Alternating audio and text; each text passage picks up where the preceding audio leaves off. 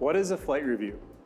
A flight review is an assessment of not just your thumb and stick skills when operating your drone, but a holistic operational assessment to how you plan, assess, and complete an advanced drone operation. The flight review covers 8 assessment items. First, the site survey process. Secondly, reaction to a real or simulated emergency procedure. Third, incident or accident response. Fourth, your pre-flight checks of the aircraft. Fifth, the performance of a takeoff. Sixth, demonstrating the ability to navigate around an obstacle. Seventh, demonstrating the ability to recognize distances. And finally, the performance of a landing. So let's talk about your pre-flight planning procedures. Here, the description says a candidate is required to plan a flight of at least 15 minutes duration simulating a normal operational drone flight, which should include at least a minimum of 1 takeoff and landing. What this looks like will depend on the aircraft flown in the test, but expect to demonstrate the performance of a site survey, simulated crew briefing, answering questions about airspace, and using all available information, including whether to make a no-go or go decision. Emergency procedures. You're required to demonstrate verbally the procedures to be used when an emergency occurs. This can be simulated, or in the event of a real emergency, the actual ones. You'll be asked to follow the emergency through from recognition and response all the way to the part where you'll be documenting the event in your incident report forms. Be prepared to talk about what qualifies as an incident or an accident and how you might go about reporting this to applicable authorities.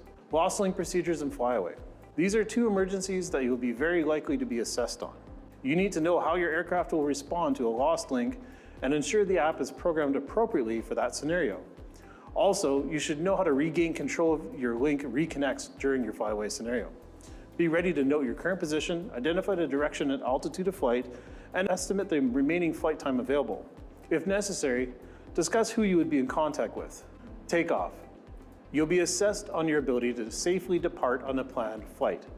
This part should be pretty straightforward, but make sure that you're prepared to comply with any ATC instructions and have completed all the appropriate checks prior to launch. This includes getting NavDrone approval if you're in controlled airspace. Flight skills.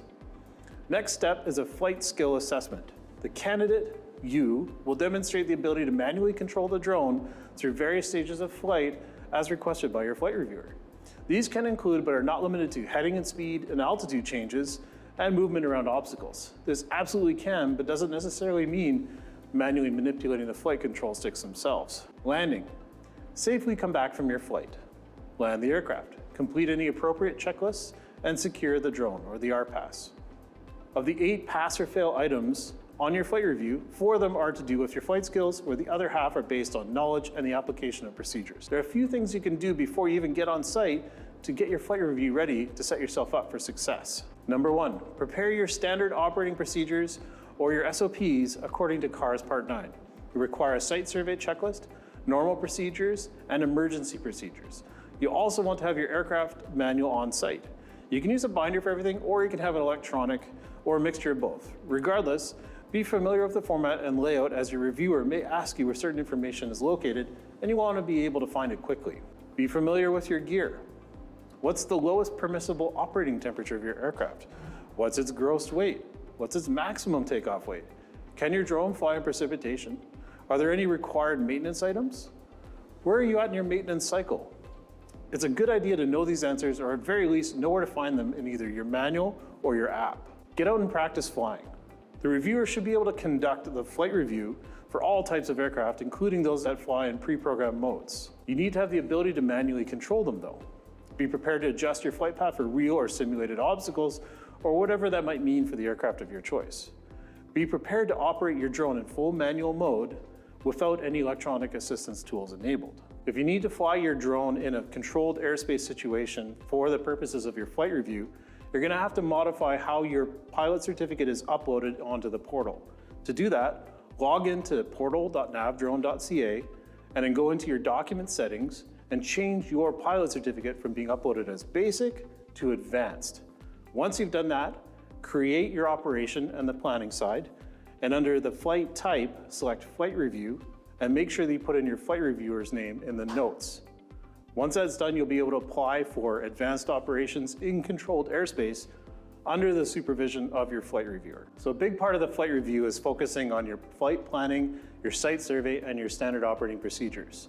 You're required to do one of our mock sample site scenarios from Vancouver to Edmonton to Calgary to Ontario in order to understand what would actually be planned for a flight in an advanced environment. Most of our flight reviews are conducted in Class G airspace or basic environments, so this is done to ensure that you understand the complexities of actually flying in an advanced environment, and this is a requirement from Transport Canada. When you're getting ready for your flight review, you're gonna have to do 2 different site surveys.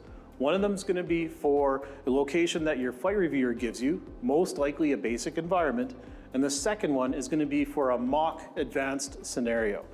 Take a look at the left side. There's a mock package PDF that has like 6 different scenarios. Choose one of them that makes the most sense for you, and then go through it as if you're gonna actually fly that location. You don't need to submit permission to NAV Canada or do any of the actual contact, but get everything ready, do the full site survey, and bring all that documentation with you to your flight review so you can go through it together with your flight reviewer. What to expect on the day of your flight review. When you show up, your reviewer will greet you and take care of a few paperwork items first. Don't worry, it's not a rush. We're not here to stress you out or set you up for failure. You'll need to show ID, proof of your advanced certificate, written exam completion, which also counts as your recency, as well as your drone's certificate of registration. You should bring your certificate from your flight review prep course as well to show that you've completed it. Ensure to bring every item listed on the flight review prep course sheet available on the left side menu of this course. You'll need to bring a site survey for the location you're planning on flying your actual review, as well as a site survey for one of the mock scenarios listed in the downloadable mock scenario package. You will be assessed on both. Around this point, your reviewer will ask you some knowledge questions. For example, what airspace are we in and how do you know? What about if we were to go here on a map?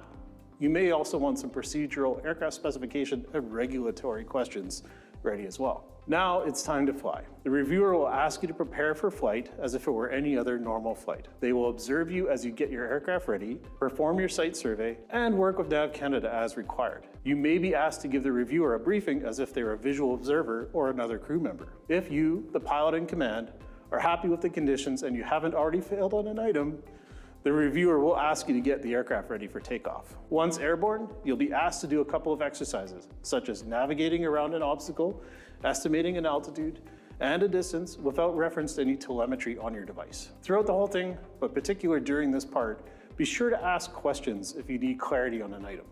It's better to be 100% sure than to guess wrong as to what the examiner wants to see. Once you return for landing, shut the aircraft down and perform any post-flight checks as necessary. Expect the examiner to mostly just watch, ask you to do things, and provide very little validation if you did something right or wrong. They're trying not to coach you, correct you, or provide guidance, and they're just an observer. You'll find out right away if you passed or failed. The examiner will take the report, complete some paperwork in the drone management portal, and a certification will be added to your profile once processed, and a flight review processing fee is paid to Transport Canada. If you fail, you can retake the whole thing 24 hours later. I hope that helps demystify the flight review process.